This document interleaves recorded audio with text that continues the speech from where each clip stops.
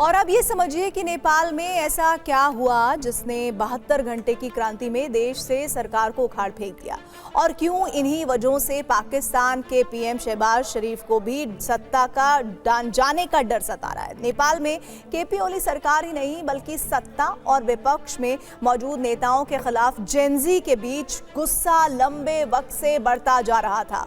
नेपाल में बीते 10 सालों से यूएमएल के लीडर केपी ओली, नेपाली कांग्रेस के नेता शेर बहादुर देउबा और कम्युनिस्ट पार्टी ऑफ नेपाल के लीडर पुष्प कमल दहल ने बारी बारी से शासन किया, लेकिन कोई भी लीडर 5 साल का कार्यकाल पूरा नहीं कर पाया। अब इसी कसौटी पर पाकिस्तान को देख लीजिए। पाकिस्तान में तो आज तक कोई भी सरकार अपना कार्यकाल पूरा नहीं कर सकी है और पाकिस्तान के हर प्रांत में सरकार और सेना के खिलाफ विद्रोह हो रहा है। नेपाल में हुए जेनजी में जिस तरह का गुस्सा था, नेपो किड्स को लेकर बहुत ज़्यादा उन्होंने गुस्सा और आक्रामक तेवर अपनाए हुए थे। नेपाल के सभी दलों के नेताओं पर भाई भतीजावाद बढ़ाने का आरोप लगा और यही वजह है कि जेनजी ने सत्ता हो या विपक्ष सभी को सिरे से नकार दिया। अब इस कसौटी पर पाकिस्तान को देखिए। शोध के मुताबिक पाकिस्तान में 50% से ज्यादा निर्वाचित राजनेता वंशवादी पारिवारिक पृष्ठभूमि से आते हैं। पाकिस्तान पीपल्स पार्टी यानी पीपीपी की कमान 1967 से भुट्टो परिवार के पास है। अब भुट्टो खानदान के बड़े नेताओं के नाम भी जान लीजिए। जुल्फिकार अली भुट्टो 1973 से लेकर 1977 तक पाकिस्तान के प्रधानमंत्री और 1971 से 1973 तक राष्ट्रपति रहे। और बेनजीर भुट्टो जो उनकी बेटी हैं वो 2 बार प्रधानमंत्री रहीं, 1988 से लेकर 1990 तक, फिर 1993 से लेकर 1996 तक। आज पाकिस्तान के राष्ट्रपति आसिफ अली जरदारी बेनजीर भुट्टो के ही पति हैं।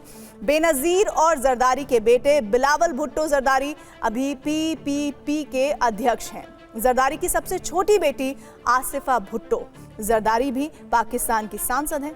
जरदारी की बहन फरियाल तालपुर सिंधु सूबे से विधायक हैं। जरदारी की दूसरी बहन अजरा भी सिंध प्रांत से विधायक हैं।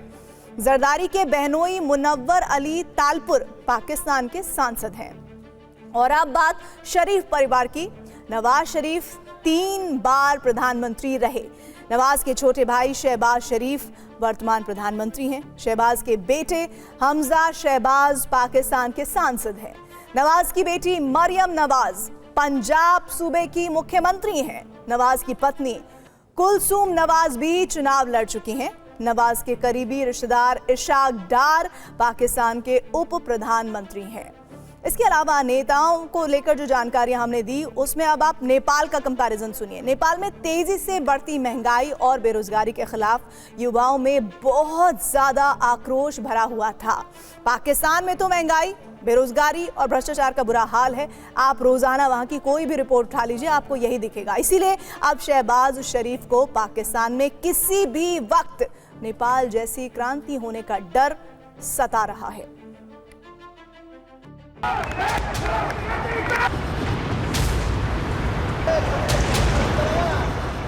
बिना एक चेहरे वाली इस बगावत से पाकिस्तान के प्रधानमंत्री और सेना प्रमुख शहबाज शरीफ घबरा गए।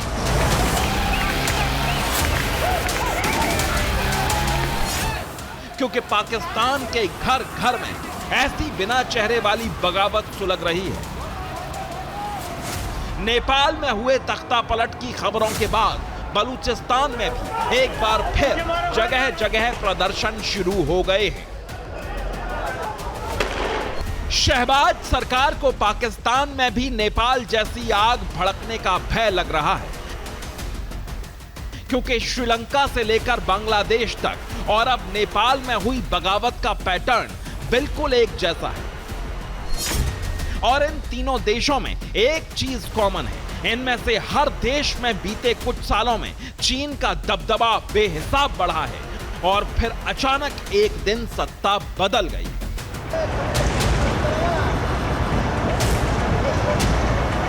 बांग्लादेश और नेपाल में हुए विद्रोह और तख्ता पलट का मास्टरमाइंड कौन है? पहले श्रीलंका और बांग्लादेश और अब नेपाल के युवाओं को किसने भड़काया? वो कौन है जिसने भारत के इन पड़ोसी देशों के हाथों में हथियार थमाए? किसने युवाओं के दिमाग में सत्ता विरोधी नफरत भरी जिसका परिणाम इतना भयानक हुआ? इस सवाल का जवाब चीन पर जाकर अटक जाता है और अब यही चीन पाकिस्तान में अपना निवेश फंसे होने और बार-बार वहां चीन के इंजीनियरों पर हो रहे जानलेवा हमलों से बुरी तरह नाराज है। और अब तो चीन और पाकिस्तान के बॉर्डर पर चीन के नागरिक और पाकिस्तान के सैनिकों के बीच खुलेआम झड़प हो रही है।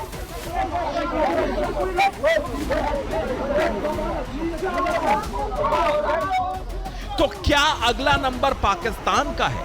ऐसा हो सकता है क्योंकि नेपाल में लगी आग की चिंगारी सोशल मीडिया ऐप से भड़की थी और अब पाकिस्तान में चीन का ऐप टिकटॉक भी यही काम कर रहा है।